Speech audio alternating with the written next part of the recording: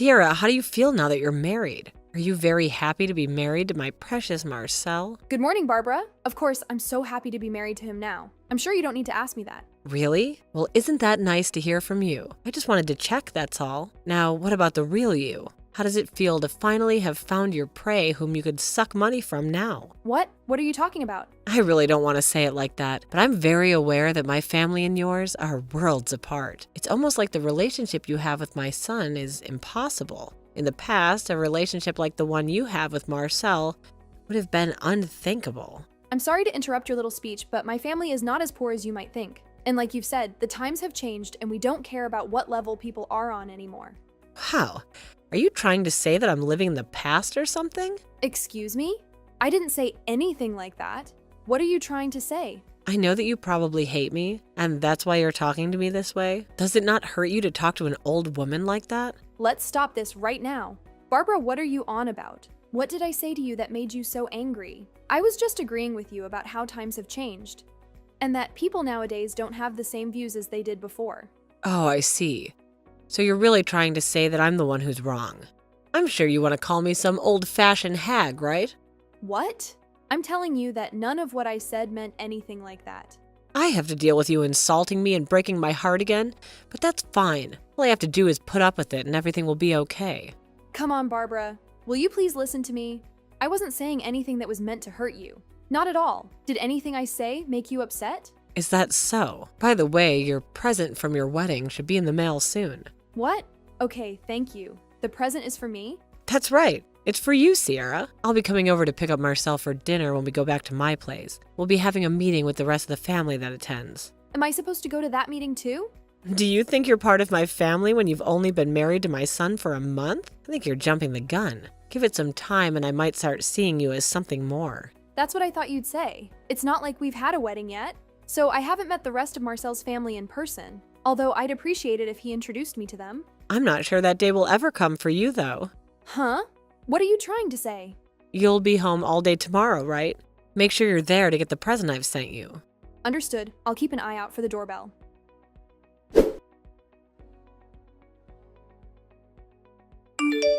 Shara, my heart is full of concern. Have you, perhaps, spoken harshly to my mother once more? The time is near for such speech to end, and for you to behave like a good daughter-in-law.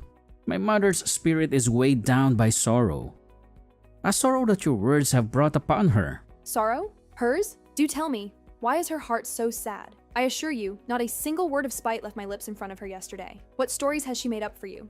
She hasn't given me the specifics of your exchange, true? But it's very uncommon to see her face so clouded with grief. I had hoped, no, I had trusted that you, more than anyone, would try to bridge the gap between you and my mother, not widen it with cold indifference. The thought that you might resent her, or even the idea of her as your mother-in-law, breaks my heart. Marcel, are you serious? Are we really having this conversation where you take her words as fact and blame me without hearing my version? I swear, on my honor, that I didn't say anything mean to her yesterday. Our conversation only touched on her feelings about me becoming part of the family, but she wasn't pleased about it. It is I, actually, who have to mend a heart hurt by rejection. I urge you, don't blame her for being the only one causing this trouble. She's still my mom, right?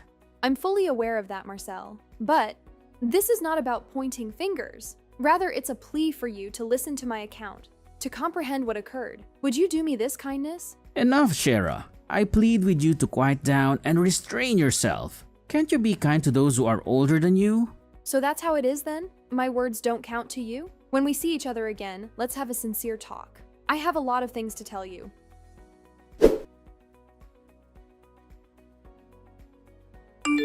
Have the steaks made it to your place yet? That's your wedding present. $1,000 worth of very nice grass-fed steaks. Make sure to eat all of that by yourself, okay? I'm not eating any of this. Huh? What? I've already gone and thrown all of that steak out. You're lying, right? So you didn't eat any of it? Instead, throwing it out like that? You went and threw out the present I was giving you to celebrate your wedding when it came around. I sure did. What the hell was with that, Barbara? You thought I'd actually eat steaks that were in as bad of a state as those were? Did you actually throw out $1,000 worth of steaks in the trash? I did. None of it was worth trying to eat anymore because they were all rotten and covered in mold. Please do not ever send me something like that ever again. Barbara, I understand that you don't like me at all, but that right there was just dangerous and caused me a whole lot of headaches. I'm shocked by what you've done. The fact that you say the present was some kind of message of my hate towards you. Do you really hate me so much that you would go and say that about me? What? So you're telling me none of that was done as a way of showing me how much you hate me? Are you listening to me, Barbara?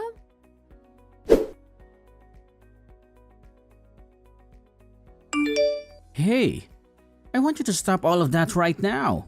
This time, you've gone and made my mom cry by what you did and said. What the hell do you think you're doing? What do you think I'm doing? I'm just trying to keep myself from becoming food poisoned. That meat that your mom sent to me was all rotted and covered in black mold, so I went and put it all straight into the trash can. Huh? You threw that all away? That was a present from my mom for our wedding. Worth $1,000, you idiot! You're going to tell me you didn't even bother trying some of that steak before you throwing it in the trash? Hold on now, Marcel. I don't even think that steak was worth $500 when added up. You're the worst. Shara, go and apologize to my mom right now for all of that. I can see you really enjoy being that upset with me so one-sidedly. But are you even going to bother listening to anything I have to say today? My mom has been nothing but kind to you. And this is how you're going to treat her? Why do you think it's okay for you to act that way? I understand that she's doing a pretty good job faking the person she really is with you. She's good at faking herself to everyone. Actually, you are just terrible. The worst wife I've ever seen. If you're not going to go and apologize to her right now, then we're done here. I am not going to forgive you. How about you listen to me first? I will tell you all you need to know about the truth surrounding her. I know the truth, and it's not looking good for you. My mom was doing her very best to show you her kindness by sending all that high-quality meat.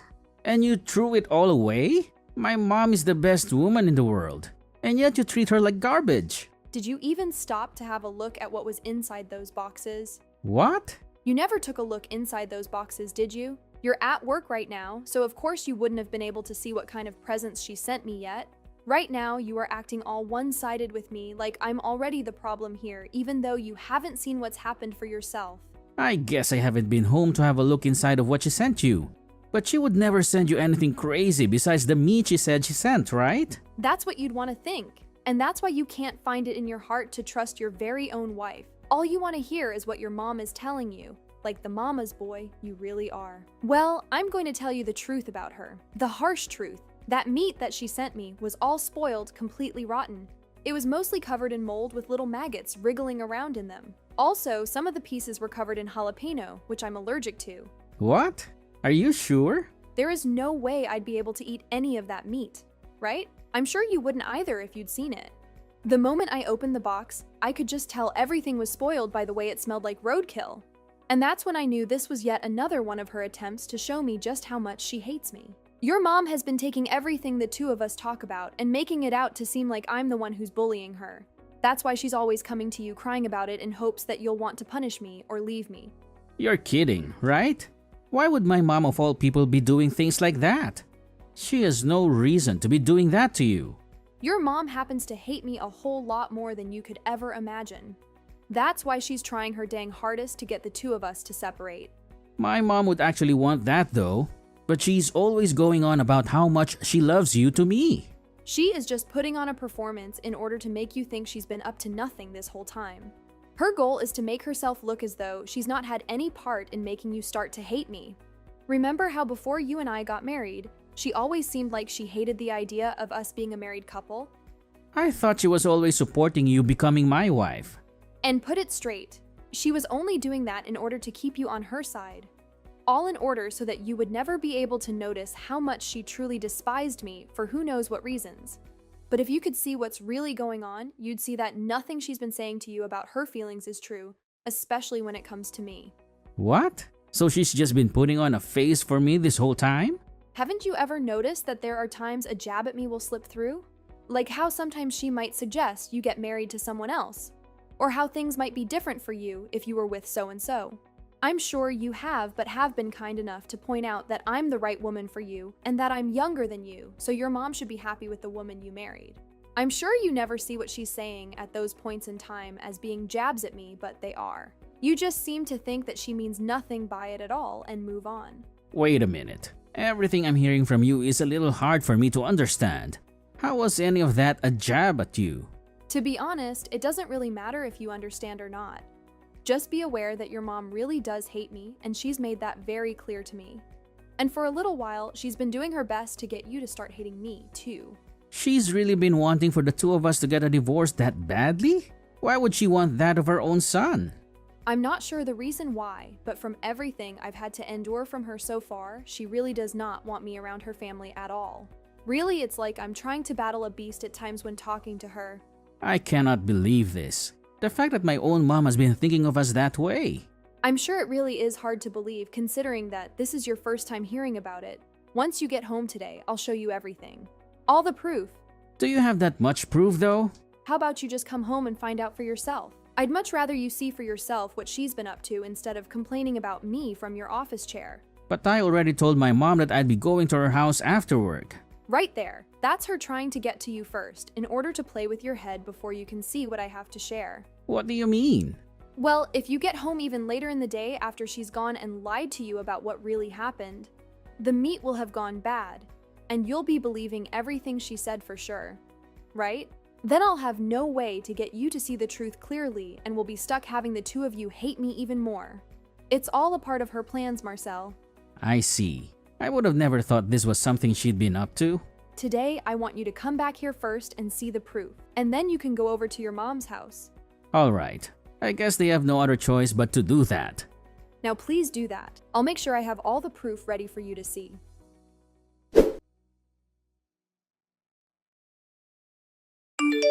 Barbara, I have to ask, do you enjoy this game of torture you play at my cost? Enjoy? What game are you talking about, Sierra? Are you trying to hurt me more than you already have? Your presence freezes me to the core. What have I done to deserve such endless hate? Don't be ridiculous, Barbara. The constant bullying, the sneaky plans, all designed to break the sacred bond between your son and me, right? Your accusations confuse me. I don't know what you mean. The steak, Barbara. The one that came in the mail today, smelling of rot and neglect. It was a disgusting thing to send. Rotten? Impossible. That meat was picked with care. A gift meant to close the gaps, not make them bigger. And now to accuse me of such things.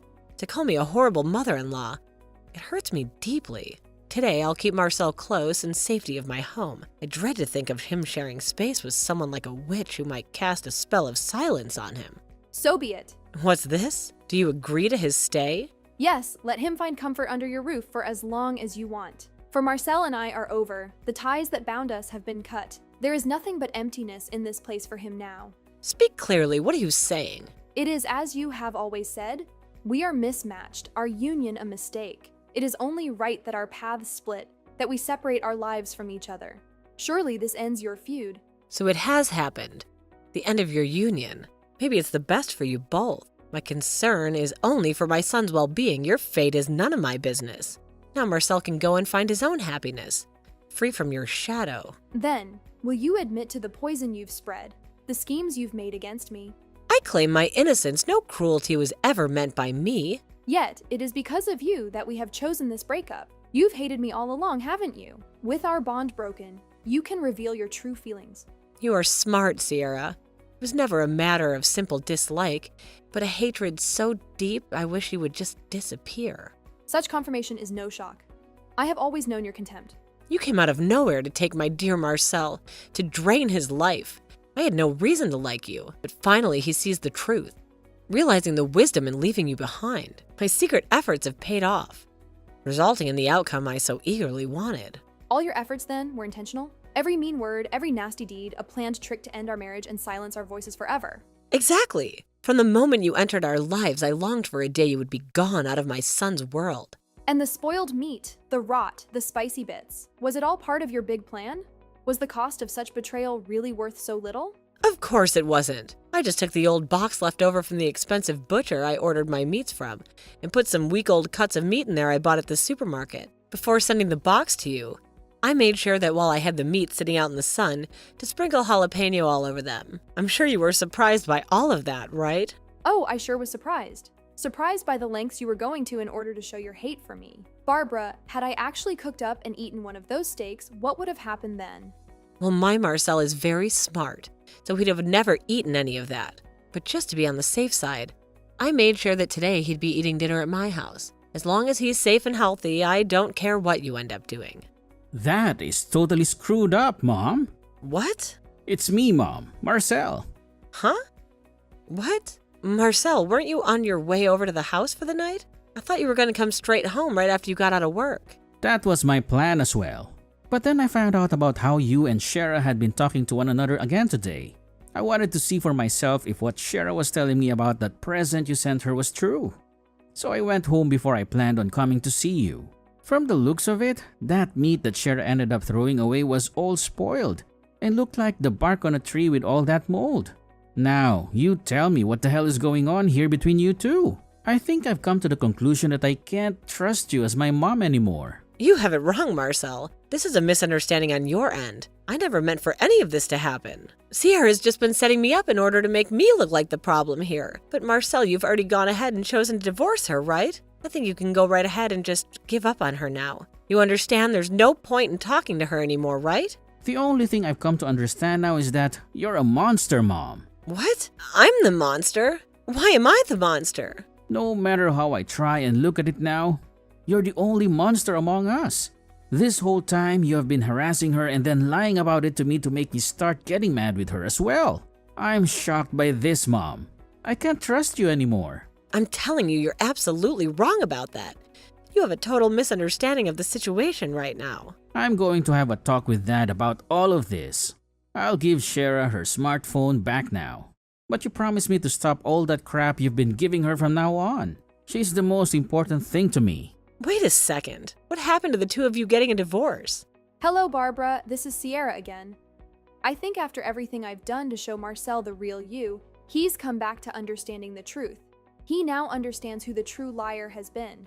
Are you kidding me, Sierra? You deceived me like that? Set me up? Lied to me about how you were both getting divorced? Also that I would come out with this truth? I sure did bait you into all this. I had to make sure that you really did hate me that much, and were the real bully in all of this. Marcel was able to find out the truth as well, and I'd say this all turned out perfectly for us. Turned out perfectly for who? Are you messing with me? You hurry up and divorce my Marcel.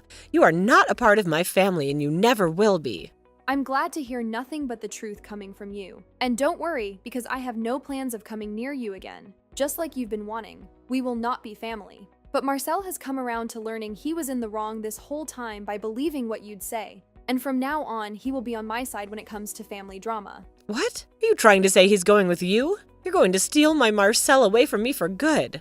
I'm not stealing something that you tossed away, am I? He's moving on with his life around me. And in order to do so, he needs to cut ties to you. I know this whole time you've been trying to push me out of your family for good. But what you've really gone and done is push yourself out, leaving you with nobody. Now, Barbara, have a good one, please. I hope that while you're burning in hell, you get time to munch on some spoiled and moldy steaks.